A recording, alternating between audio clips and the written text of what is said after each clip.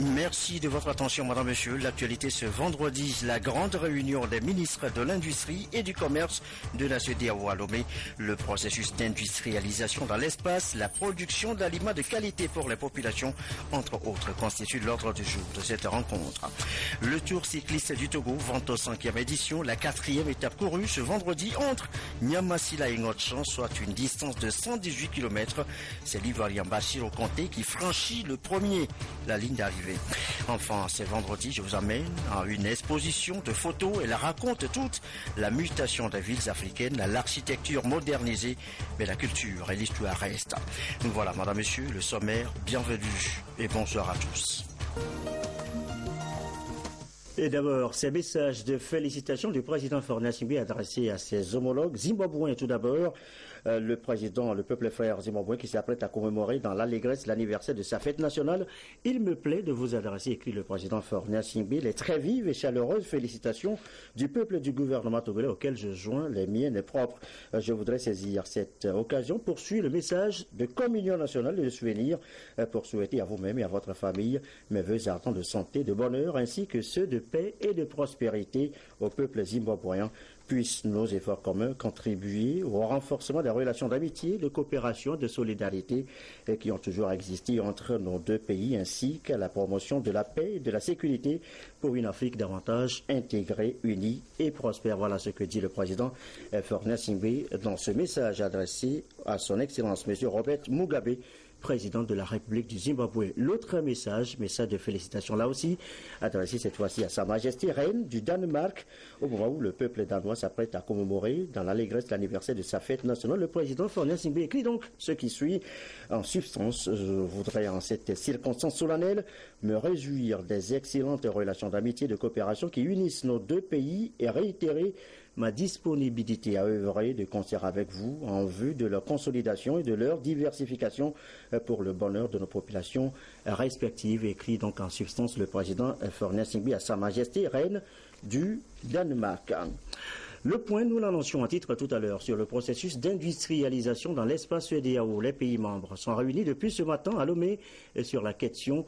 Autre sujet à l'ordre du jour de cette grande réunion des ministres de l'Industrie et du Commerce, la nécessité de produire des aliments de qualité pour les populations. Les précisions d'Ede Koussao, Carmen Madjiakapo.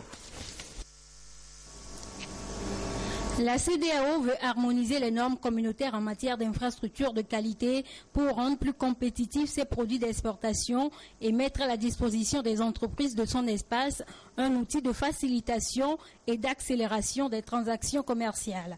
Les ministres en charge de l'industrie et du commerce de la CEDEAO font donc le point sur l'état de mise en œuvre de la stratégie industrielle révisée. Le but est d'adopter 11 projets et un logo harmonisé sur la fortification des aliments. Ce programme a déjà permis d'harmoniser une trentaine de normes qui permettent aux opérateurs de la région de commercer sur la base de spécifications convenues entre eux. Cela pour éviter que chaque pays ait ses normes et que ces normes ne soient pas reconnues par l'autre pays dans le cadre des échanges. Ces normes ont également pour objectif de protéger les consommateurs et de régler un certain nombre de problèmes de santé, notamment les problèmes de malnutrition. L'infrastructure de qualité contribuera sans nul doute à l'amélioration de la qualité des produits et de la santé humaine. Cette initiative de la CEDEAO est soutenue par un grand nombre de partenaires techniques et financiers, précisément l'UNICEF. L'UNICEF a appuyé le processus de ce qu'on appelle la fortification des aliments de base. C'est-à-dire que les produits tels que la farine, tels que l'huile, doivent être fortifiés à la base au moment de la production, c'est-à-dire enrichis en vitamines et en micronutriments, tels que le fer et le zinc. Déjà ici au Togo, on a une bonne expérience avec HKI International. Depuis 2009, nous avons, avec l'huile Nyoto, qui est fortifiée en vitamine A et en fer, avec la farine de blé aussi qui est fortifiée. Et donc nous avons une bonne expérience dans ce domaine. La démarche qualité de la CEDEAO permettra, selon le gouvernement togolais, d'établir des règles de commerce équitables pour les pays en développement et faciliter le libre-échange. Le gouvernement, par ma voix, salue tous les efforts entrepris depuis une quinzaine d'années par la commission de la CEDEAO pour relever le défi de la qualité dans notre sous-région. C'est pourquoi une loi cadre relative à l'organisation du schéma national d'harmonisation des activités de normalisation, d'agrément et de certification, d'accréditation, de métrologie de l'environnement et de la promotion de la qualité et son décret d'application ont été adoptés. Les dispositions sont prises pour mettre en place l'infrastructure qualité ainsi qu'une politique qualité. Les ministres et la commission de la CEDEAO ont visité les stands d'exposition d'aliments enrichis. Les conclusions de cette rencontre de Lomé seront soumises au Conseil des ministres de la CEDEAO pour adoption. Partons maintenant sur la route nationale numéro 21. Pour ceux qui connaissent très bien la région de la Kara, eh bien, c'est cette route-là qui part du carrefour Pia sur Kanté en passant par Sarakawa. Elle est en chantier depuis 15 mois déjà, ça doit beaucoup avancer sur place, ce qu'a voulu constater d'ailleurs le ministre Nissa Onyofam en visite de terrain. La Kara, la correspondance de Nestor Moujou. Pour éviter les monts défalés, le gouvernement a réalisé une voie de contournement. Avant la nouvelle route, c'est par celle-ci qu'il fallait passer pour aller de Kara à Kanté ou vice-versa au cas où la nationale numéro 1 est bloquée au niveau des défalés. Le calvaire des usagers va bientôt cesser. Longue de 65 km, la route nationale numéro 21 connaît depuis décembre 2014 des travaux d'aménagement en vue de son bitumage. Le marché a été attribué à la société Ebomaf. En termes de structure, donc, nous allons avoir d'abord une couche de plateforme qui sera composée de 20 cm de matériaux latéritique. Ensuite, on aura une couche de fondation qui sera également en matériaux latéritique de 20 cm. Après, on aura une couche de base qui sera améliorée au ciment sur 15 cm. Et enfin, on aura une couche de roulement qui sera en bébé de 5 cm. Mais il faut reconnaître aussi qu'il y a des aménagements qu'on appelle connexes. Par exemple, au niveau de Kanté, il y aura une voie de 1,5 km. On va relier à la préfecture. Il y aura également un aménagement au niveau du carrefour de Pia. Le projet de bitumage de la route Carrefour Pia Sarakawa Kanté a un délai de 3 ans. Actuellement, le taux d'exécution des travaux est de 28,9% contre 51,67% du délai consommé. Les travaux se poursuivent normalement. Nous avons déjà terrassé environ 37 km et réalisé 21 ouvrages. 23 sont en construction sur les 129 prévus. Certes, l'entreprise a des problèmes ces derniers temps, mais nous sommes en train, surtout on a eu des problèmes de béton. Entre le 2 février et jusqu'au 30 mars. Nous avons essayé de solutionner à ces problèmes. On a trouvé la solution et le béton est repris en fin de ce mois. Et les travaux se poursuivent normalement. Le ministre des Infrastructures a pu se rendre compte de l'état d'avancement des travaux. Il a aussi partagé avec les entreprises les difficultés auxquelles elles sont confrontées. Nous avons vu que l'entreprise aussi avait des problèmes de matériaux, surtout en ce qui concerne le sable. Le sable utilisé pour la construction des ouvrages n'était pas de bonne qualité, malheureusement. Mais maintenant, il faut aller plus loin, jusqu'à Koumongu, pour trouver le bon sable qui sert maintenant à la réalisation des travaux. Sur le rapport de la mission de contrôle, l'administration a demandé à l'entreprise de suspendre les travaux, surtout en ce qui concerne la construction des ouvrages, pour permettre qu'on trouve les matériaux appropriés pour réaliser les ouvrages suivant les règles de l'art. Et donc cette suspension a duré 2 mois, sans compter qu'entre-temps on était rentré dans la grande saison des pluies et nous recommandons généralement aux entreprises, sinon nous les mettons en vacances quand on est dans les périodes de grande pluie. La route nationale numéro 21 constitue un important volet des actions prioritaires du Togo en matière de développement socio-économique. C'est sur les fonds propres de l'État que le gouvernement a entrepris ce projet qui va coûter près de 52 milliards de francs CFA. Et les chantiers, il y en a un peu partout ouverts à travers le pays, à la manœuvre des ouvriers, du matériel à manier, un peu comme dans toutes les entreprises. Un accident peut parfois subvenir, accident de travail, accident de circulation aussi. Et c'est précisément sur ce dernier point que la Caisse nationale de sécurité sociale a sensibilisé les travailleurs à Kara. Nestor Bonjour. Le mois d'avril est celui consacré à la prévention des risques professionnels par le Bureau international du travail et l'IAPRP, interafricaine de la prévention des risques professionnels. Le Togo est membre de l'IAPRP depuis 7 ans. Pour célébrer ce mois de prévention des risques professionnels, la CNSS, Caisse nationale de sécurité sociale, a prévu cette séance de sensibilisation à l'égard des travailleurs des entreprises relevant de l'institution. La conduite responsable pour éviter les accidents de la circulation est le thème retenu. La conduite responsable, c'est l'ensemble des comportements ou bien l'état d'esprit dans lequel doit être un travailleur pour éviter les accidents. Et par là, il y a des normes pour cette conduite responsable. Dans chaque région, nous avons au moins retenu 15 employeurs et nous demandons au moins 2 représentants de chaque employeur pour pouvoir les former sur la notion de la prévention des accidents de la circulation.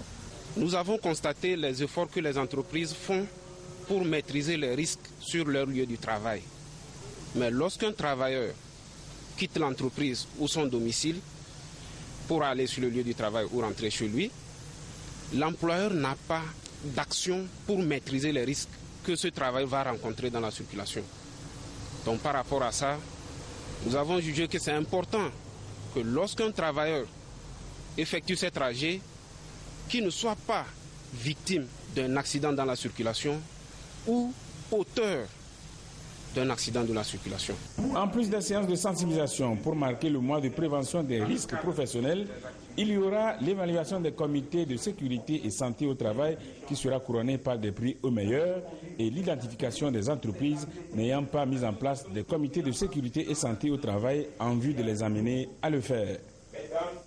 À signaler aussi dans l'actualité ce vendredi cette campagne sur la politique nationale de la formation civique, nos droits et devoirs, comment forger en nous une conscience nationale. Eh bien, c'est la mission assignée à cette campagne itinérante. L'étape de Lomé ce matin, Luc Assi, Félix Simdacha. Pour amener les Togolais à un changement de comportement et au respect des biens publics, l'adoption d'une politique nationale de formation civique et d'éducation citoyenne s'est avérée indispensable, politique que ces acteurs sont amenés à connaître pour une meilleure dissémination. Notre pays, malgré les efforts que déploie le gouvernement, subit ce que nous appelons la gangrène de l'incivisme. Les Togolais ont changé négativement leur comportement de chaque jour.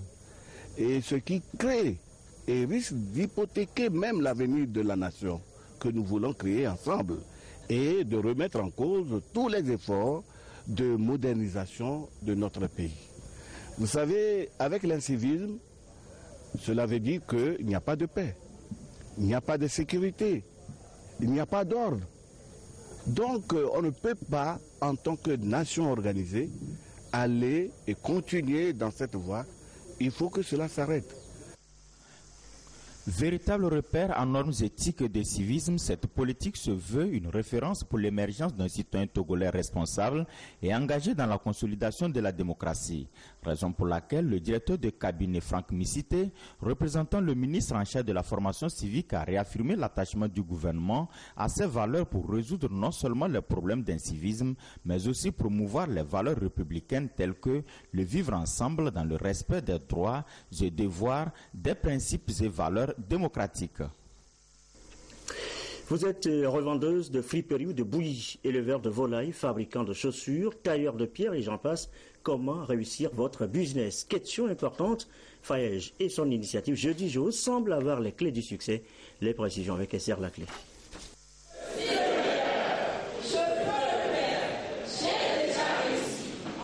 Je suis le meilleur. Je peux le faire. Je vais gagner. J'ai déjà réussi.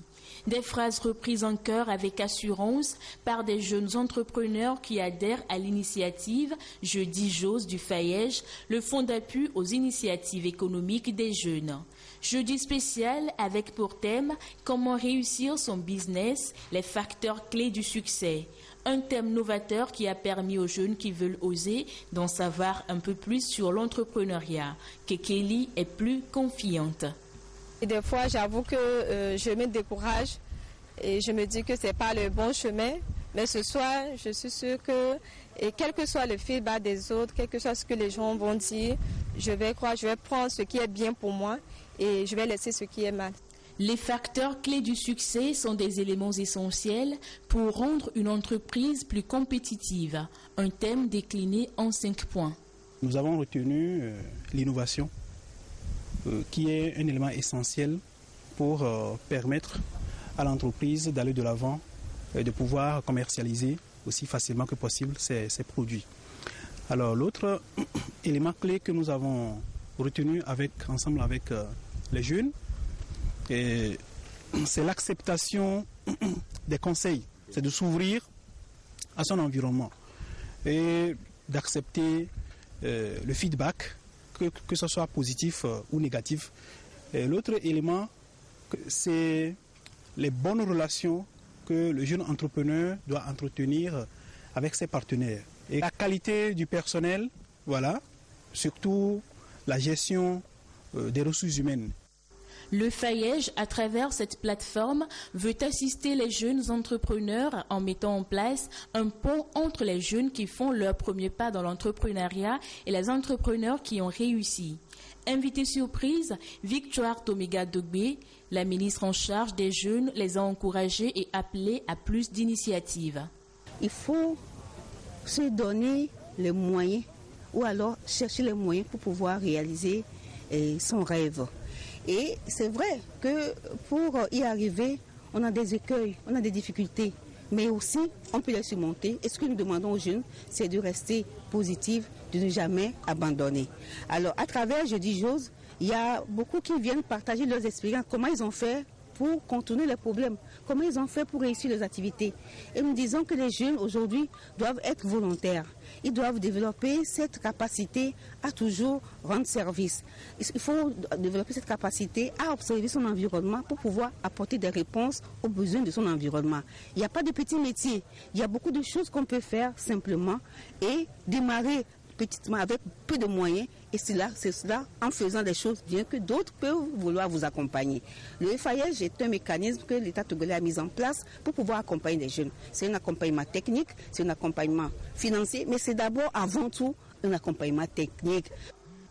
Jeudi Jose est à sa 6e édition. C'est en somme la matérialisation palpable des initiatives du FAYEJ, celle de promouvoir la culture entrepreneuriale. Et dans le courant de cette édition, on va s'intéresser aux jeunes déscolarisés, également pris en compte, vous le savez, par le volontariat national sur un programme de formation de 4 mois. Nous y reviendrons dans le courant de cette édition. Il est 20h, dépassé d'un peu plus de 15 minutes. L'actualité, c'est aussi cet anniversaire Unir, Union pour la République à 4 ans. Un anniversaire célébré dans des actions de grâce, prières musulmanes ce vendredi à Agouezongo, puis à la grande mosquée de Lomé. Le récit de ces différentes célébrations de Douaré, Charlotte Moutsimé pour Agoué, Marceline Chakpala et Demsosoko pour la grande mosquée de Lomé.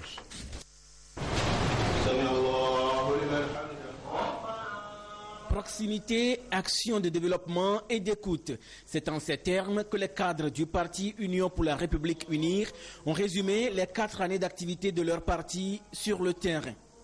Au lendemain des 4 ans d'existence de la formation politique Unir, une prière musulmane a été dite à la grande mosquée de Lomé pour rendre grâce à Allah.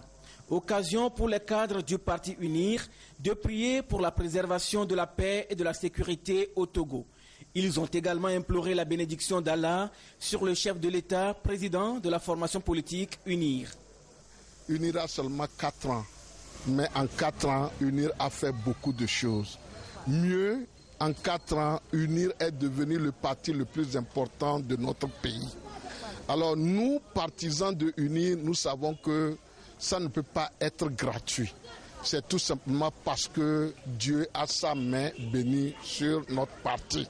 Donc, comme Dieu lui-même l'a dit, quand il te donne et tu le remercies et tu le reconnais, il te donne davantage. Le message que nous avons à livrer à nos partisans, à nos militants et particulièrement aussi, nous pouvons dire que nous donnons ce message-là à tout le peuple togolais, c'est de soutenir les dirigeants de ce pays qui en 4 ans sont parvenus à changer notre pays. Tout récemment, le gouvernement vient de prendre l'initiative de la décentralisation en faisant appel à un principe de proximité. Donc nous voulons que toute la population, ou particulièrement nos partisans, puissent soutenir le gouvernement dans cette initiative. Les imams ont aussi demandé à Allah de protéger le peuple togolais et d'accompagner tous ceux qui s'investissent dans la cohésion sociale et la réconciliation dans le pays. Au parti majoritaire qui nous a demandé cette prière, nous disons joyeux anniversaire. Qu'Allah le Tout-Puissant bénisse les membres fondateurs et plus particulièrement le président fondateur auquel nous souhaitons plein succès dans tout ce qu'il entreprend. Que tous ceux qui animent le parti uni dans la capitale et dans les régions et préfectures reçoivent la force et la bénédiction d'Allah. Créé le 14 avril 2012 à Takwame, le parti UNIR est majoritaire à l'Assemblée nationale et son candidat a gagné l'élection présidentielle d'avril 2015. Prière musulmane à la mosquée d'Agoué-Zongo. Le point focal à UNIR, Union pour la République de la préfecture du Golfe, a uni sa voix à celle des fidèles pour témoigner sa reconnaissance à Allah. Une action de grâce au lendemain du 4e anniversaire de ce parti. 4 ans de persévérance, d'endurance, d'abnégation et surtout de consolidation de la paix. Et tout ceci sous la protection d'Allah, le très miséricordieux. Nous sommes là pour prier pour tous les militants, pour nos dirigeants, en particulier ceux de l'État et le gouvernement entier, et tout le gouvernement. Nous sommes là également pour demander à Dieu de bénir tous les Togolais, que ce soit les partis de l'opposition également. Notre vœu, c'est que tout le Togo soit en paix. Le parti de la mouvance présidentielle a ouvert et achevé beaucoup de chantiers depuis sa création. Les efforts, selon le point focal, vont se poursuivre pour le développement harmonieux du pays. À l'étranger, le sud-ouest du Japon touché par un nouveau séisme il y a seulement quelques heures. La nuit dernière déjà, une secousse de 6,1 avait touché l'état de Mashiki. Plusieurs dizaines de milliers de personnes ont dû trouver refuge dans des écoles et des salles communales. Le bilan provisoire, il est de 12 morts et 1 millier de blessés. À regarder. Les secouristes s'organisent dans une rue de Mashiki lorsque tout à coup survient une réplique. Panique générale parmi les habitants qui se sont déjà réfugiés hors des maisons. Car depuis jeudi soir, les répliques se succèdent sur cette île de Kyushu. L'épicentre se trouve à 11 km en profondeur sous la préfecture Kumamoto. Et au total, il y a eu depuis 123 secousses à des magnitudes allant jusqu'à 6,5, ressenties avec une grande violence par la population. J'ai senti le sol bouger verticalement et horizontalement. J'étais incapable de rester debout à cause des forts tremblements. Les séismes qui ont provoqué de très nombreux éboulements et des incendies ont fait au moins une dizaine de morts et près de 900 blessés. Le Premier ministre a adressé un message de solidarité aux victimes. Je prie pour les âmes de ceux qui ont péri dans ce tremblement de terre et j'offre ma sympathie aux familles des victimes, aux blessés, aux déplacés et tous ceux affectés par ce désastre. Depuis hier, les services de secours s'activent pour retrouver des survivants, comme ce bébé sorti indemne des décombres. 6500 policiers, pompiers et soldats ont été envoyés en renfort par le gouvernement. Il faut désormais distribuer des vivres aux habitants, mais aussi éviter que les effondrements de bâtiments ne fassent de nouvelles victimes. Ce château de Kumamoto, vieux de 400 ans, a lui été fortement endommagé. Les opérateurs du secteur nucléaire ont rassuré sur l'état des centrales de la région. La catastrophe de Fukushima survenue il y a 5 ans est encore dans toutes les têtes. Dans le reste de l'actualité, le Tour cycliste du Togo vente aux 5e édition. La 4e est accourue ce vendredi. On en parle tout à l'heure dans le courant de cette édition. Nous irons aussi à l'Expo sur le modernisme africain, l'architecture de l'indépendance dans un instant donc. Mais d'abord, ce don de matériel sportif, don de la Fondation Issa Hayatou. Les clubs de football sont les bénéficiaires, les personnes vulnérables aussi. Regardez avec Jean Kofi et Didi. Soutien au club de football, 15 ballons, un jeu de maillot pour Agua de Kosuntu, 25 ballons, un jeu de maillot pour Dito Delomé, 12 ballons, un jeu de maillot à l'équipe des jeunes footballeurs de l'orphelinat La Solution, à la Ligue Lomé Golf de football, 25 ballons, puis aux personnes vulnérables, une enveloppe de 500 000 francs CFA pour Messa Niamé, ancien journaliste, et une bourse d'études de 1 million de francs CFA pour Ayi Zaleski, étudiant togolais en Chine. Tel est l'essentiel du geste de la Fondation internationale Issa Hayatou au Togo. Cela rentre dans la vision, n'est-ce pas, du président Issa Hayatou. Vous savez bien que c'est la Fondation internationale Issa Hayatou. Alors le docteur Hayatou, qui a tant donné à l'Afrique, a décidé, à travers la Fondation, d'aller plus en profondeur en permettant aux jeunes, n'est-ce pas, de bénéficier du minimum, naturellement, de matériel sportif. Mais ce ne sont pas des actions qui vont s'arrêter. Nous allons revenir comme nous allons repasser dans certains pays. Ce don, tel une surprise, reste déterminant dans la vie des bénéficiaires. J'ai été agréablement surpris et je ne peux que remercier cette fondation internationale Issa Hayatou d'avoir pensé aux Togolais, d'avoir pensé aux sportifs togolais. Nous croyons que ce don de matériel, 25 ballons, vous voyez, ça fait quoi pour l'entraînement d'une équipe? C'est beaucoup. Le donateur a beaucoup plus parlé de la jeunesse, de l'enfance. Et le football de demain, c'est aujourd'hui, il faut commencer par le préparer. Donc il faut vraiment penser à cette jeunesse. Créée en 2009, la Fondation internationale Issa Hayatou est promotrice du football et au-delà, elle mène des actions humanitaires. Cette fondation qui entend poursuivre un peu partout en Afrique ses actions appelle à toutes les bonnes volontés en vue de la réussite de sa mission. À vélo maintenant, et sur la route, Niamassila-Ngotchin, longue de 118 km. Et c'est l'étape du jour, la 4e enlevée par l'Ivoirien Bachirou Conté. Sur la route du Tour, on retrouve Claude Ama.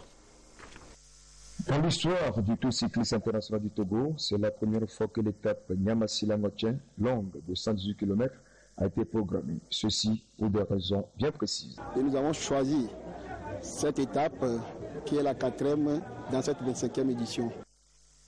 Aujourd'hui, nous apprécions le chef de l'État avec son gouvernement de l'effort qu'ils font pour effectuer ces travaux dans le pays. Et on les apprécie aussi, les pays qui sont arrivés les apprécient aussi. Le départ lancé, les 55 coureurs compétitifs. Après l'abandon du plus vieux, le Français Éric Bono se lance dans la course. Étape plate, les cyclistes n'ont pas eu à rencontrer assez d'obstacles, hormis quelques crevaisons. La vraie bataille va opposer la Côte d'Ivoire, 2e au classement, au Burkina Faso, détenteur du maillot jaune, qui protégera son acte. Le Togo, classé 3e, et le Nigeria 4e seront à l'affût, guettant la moindre faille.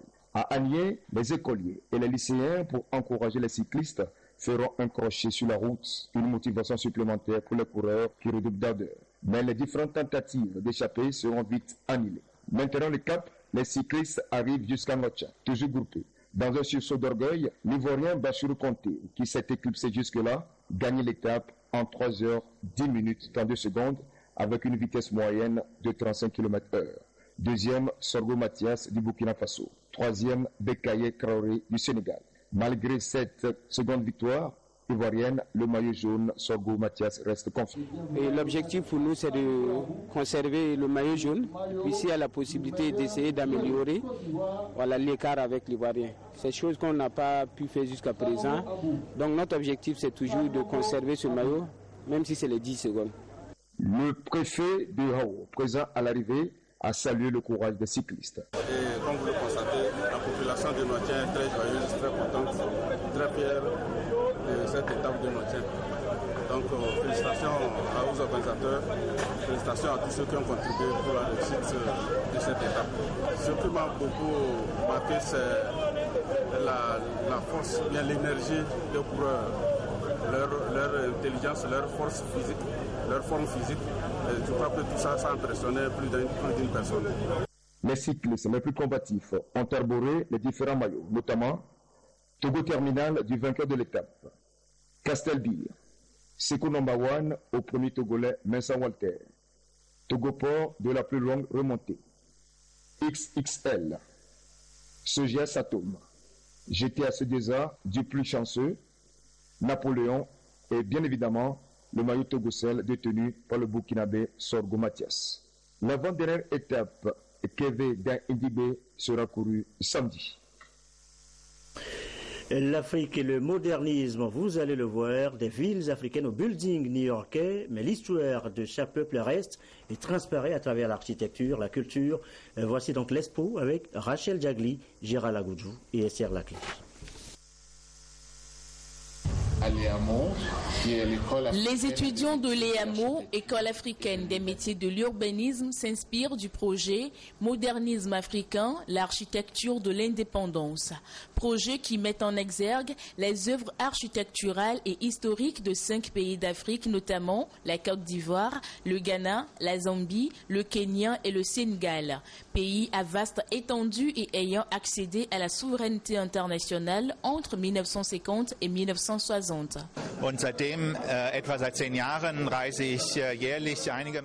Je vais régulièrement dans ces pays pour faire des recherches sur cette architecture qui n'est pas connue en Occident, mais qui est d'un très haut niveau et qui peut tenir la concurrence, la comparaison avec les architectures des autres pays.